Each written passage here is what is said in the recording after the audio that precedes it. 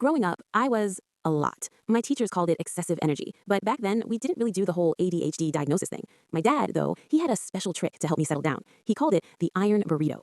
Whenever I'd start running around the living room or getting too loud, he'd laugh, grab one of those heavy industrial moving blankets from the garage, and tell me it was time for the test of strength. He'd wrap me up so tight I could barely move my arms. Then he'd lay me flat on the carpet and sit right next to me, leaning his weight against my side while he watched the game. I loved it. I thought I was becoming a superhero, training to break free from a trap. I'd struggle and giggle until I got so tired I'd just drift off to sleep, right there on the floor. I always thought it was so cool that he spent that time playing with me.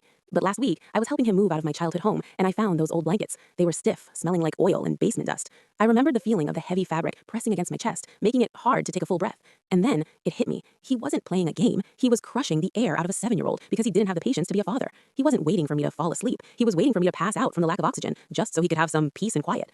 The hero I remembered was actually just a man who'd rather stifle his son than raise him.